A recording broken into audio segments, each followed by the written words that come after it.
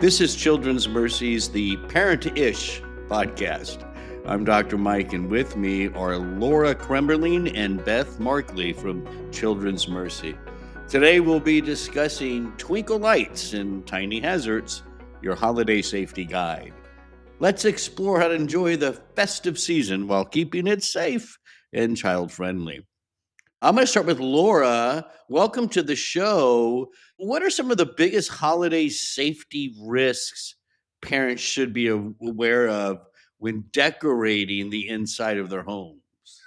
So, when decorating, there's a few different risks that we take into account. When choosing a Christmas tree, it's generally safer to choose an artificial tree rather than a live tree. However, if you're going to choose a live tree, making sure that you keep it watered well, watered daily, that reduces the risk of flammability. Keeping trees away from heat sources, regardless of whether they are live or artificial, like fireplaces and heaters. Needles, when they fall from a tree, can be toxic to pets as well as the water if the pets drink from it. And then when decorating, using safe and tested lights with no frayed wires, making sure that decorations are not flammable.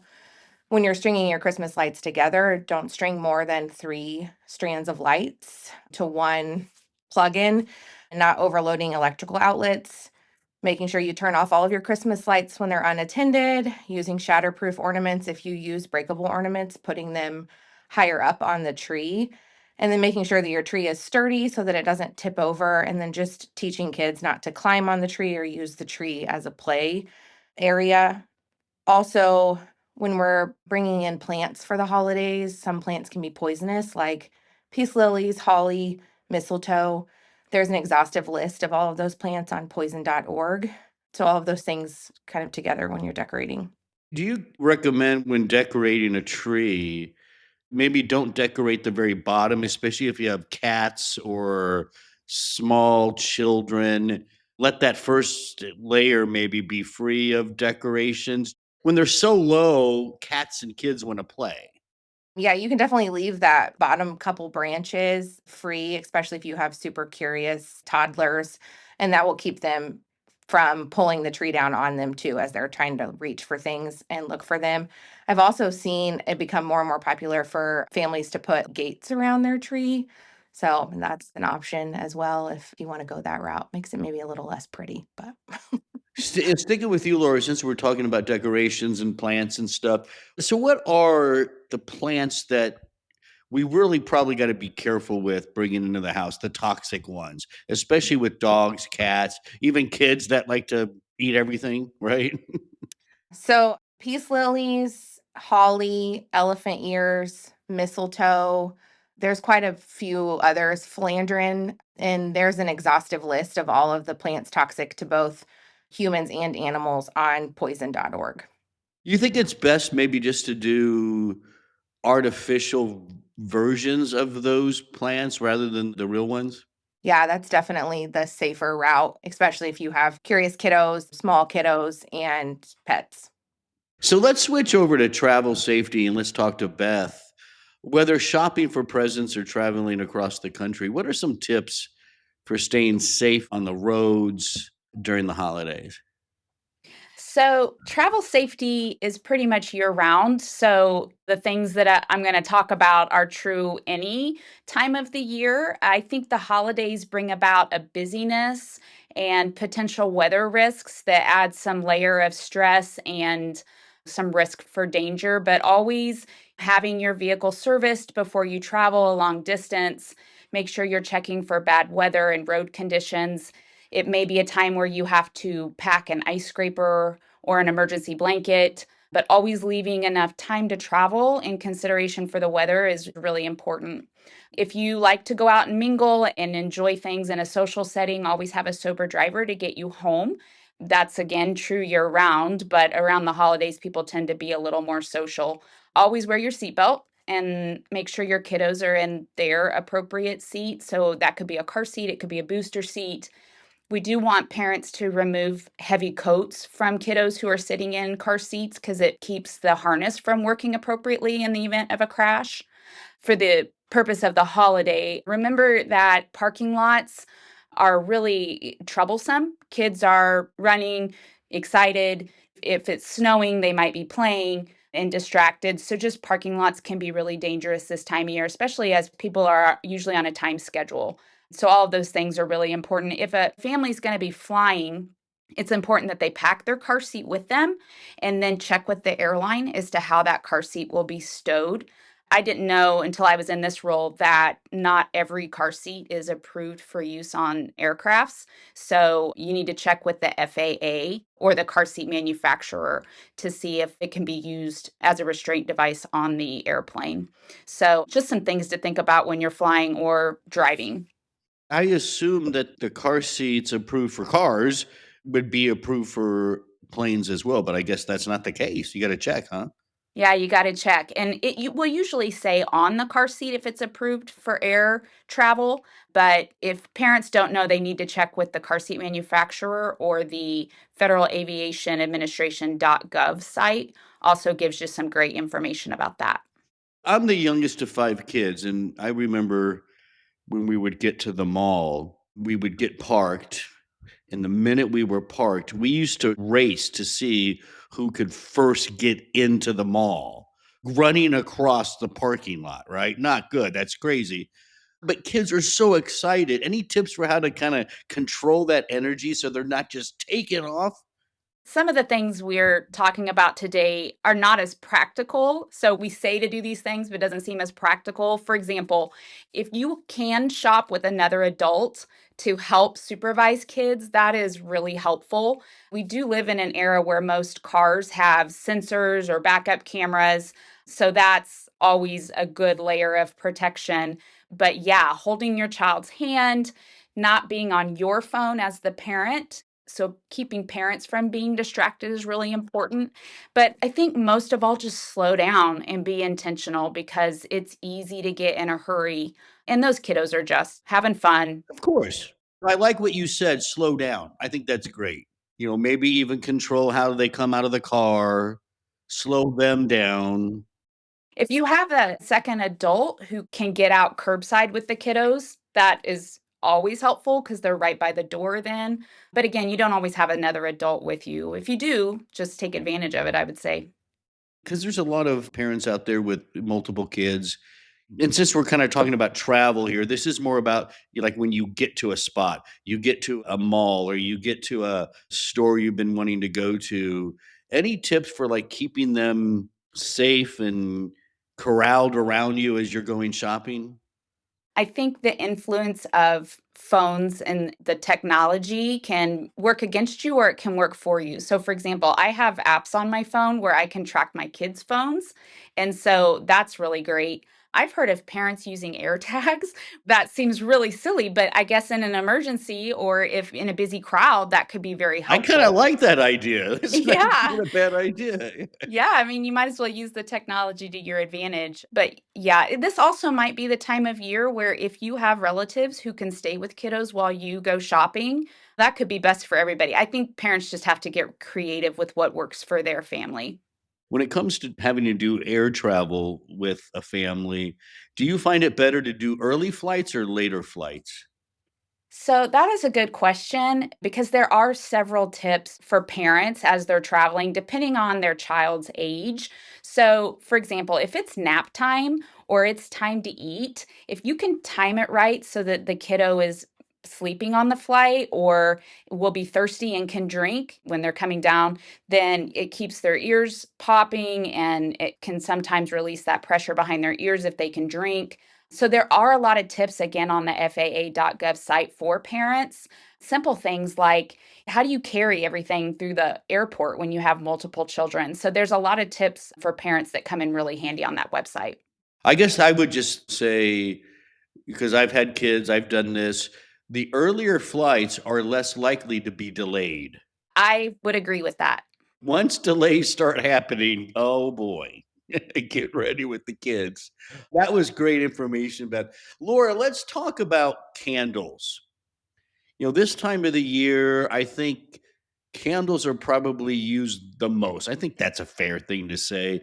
So, that cozy moment you want with the candles, all that kind of stuff, how do you keep that vibe festive without the risk of burns and accidents, especially around the younger kids and pets?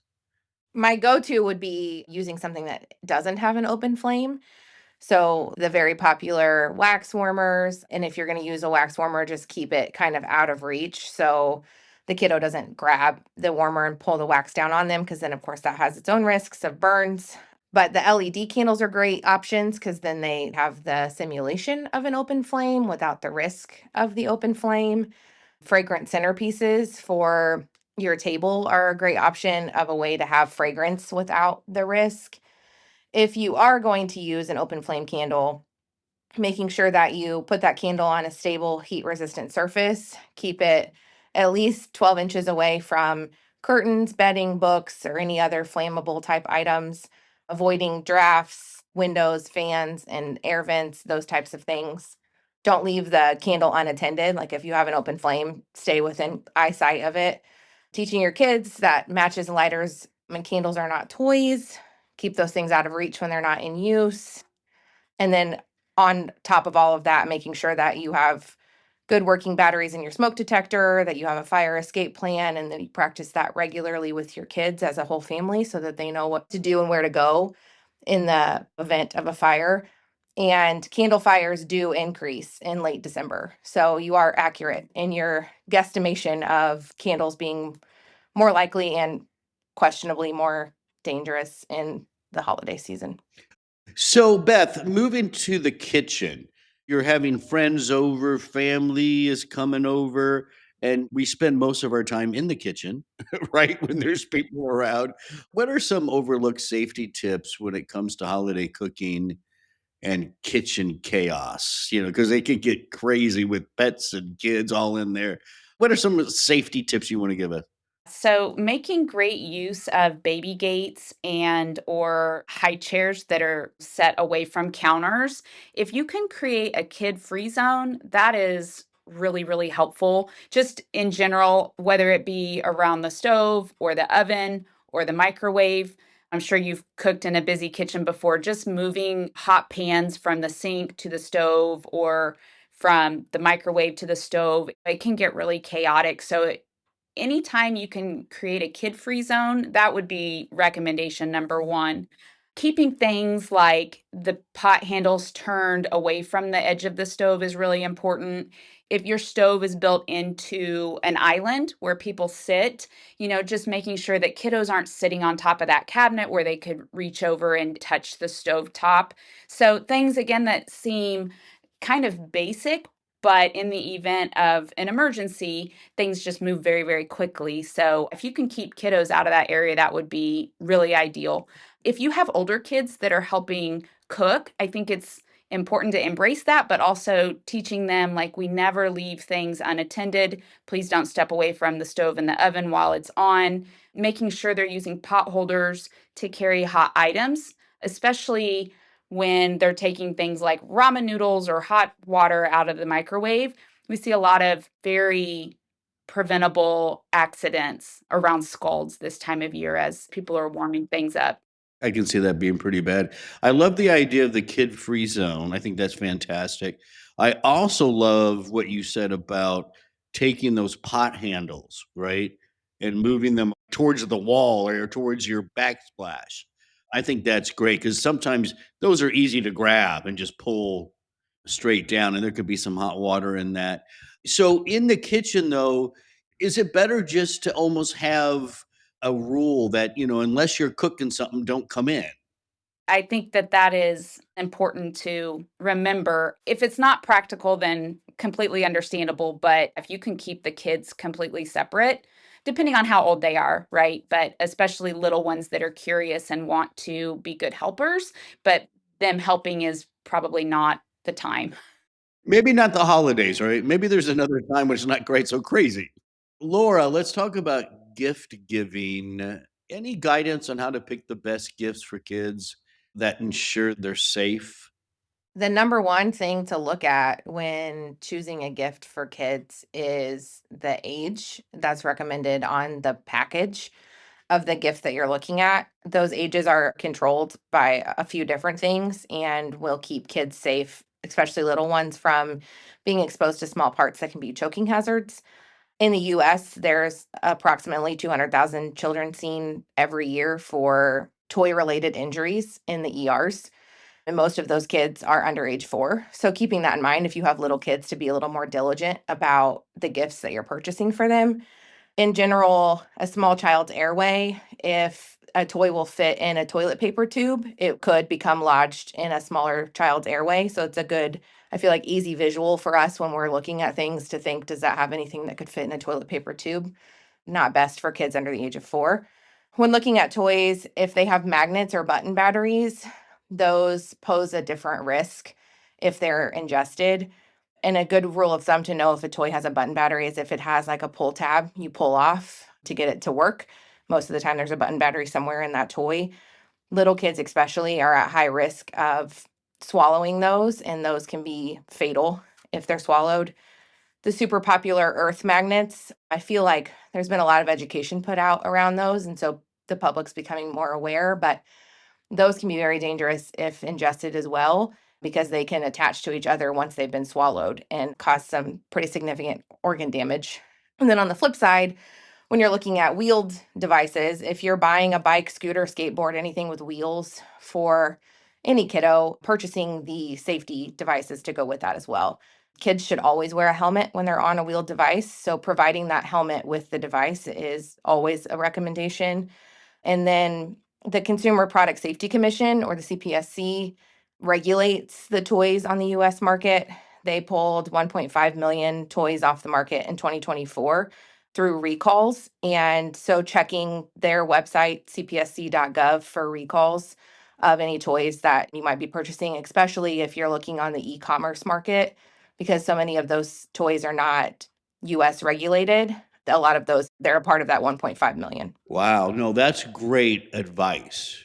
That's probably just a great place to start. Yeah, absolutely. Wow. Beth, if a holiday emergency does happen, it could be anything, a fall, a burn, allergic reaction. What's the first thing you want parents to do?